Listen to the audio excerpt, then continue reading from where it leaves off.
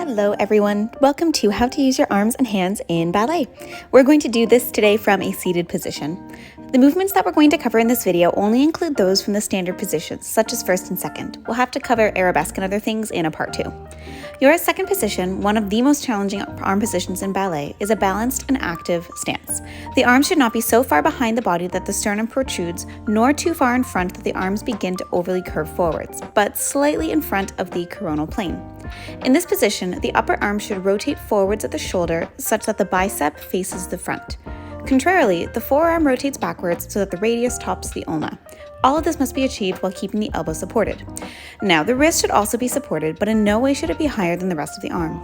If you imagine standing in rain or in a shower, water should run in a trail down your arm and off your fingers. With all of this in mind, it's important that we maintain fluidity and artistry in the arms and hands. Now for the hands. The two major things to avoid are the sandwich and the claw. To train this delicate position, some teachers may demonstrate with a pencil. Positioning it on the top of the middle finger and under the index and ring fingers, you end up with a little gap that gives you the appropriate breath. Your thumb should rest along a line that would connect to the middle finger, but they do not touch, and the little finger stays close to the ring finger, but again does not touch. I find that sometimes a pencil can be too clunky, especially for young dancers' small hands, so instead you could use a long bobby pin, or I have this little golf tee. So you can move and practice with it there if you so choose. Still thinking about the hand now as an extension of our arm, it should be the first thing to move just ever so slightly before any movement of the arm. This helps to train a strong port de bras. The highly superfluous movement that you might see dancers do on stage is performative and not for training. So we should avoid that until we get to that performing step. One last detail for use of the arm and hand is the idea of allongé, or lengthening. We're going to see it from the back here.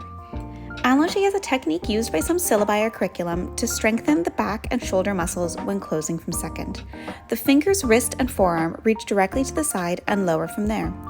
Please do not ever do this little elbow thing that I'm going to do in a second, unless your teacher says it's okay. Please note that this is only one method of closing. Check in with your teacher because some techniques prefer that you close instead by carving along the natural path set by your standard second position, as such. With all this said, don't get too wrapped up into all of these specifications, especially if you're just starting out.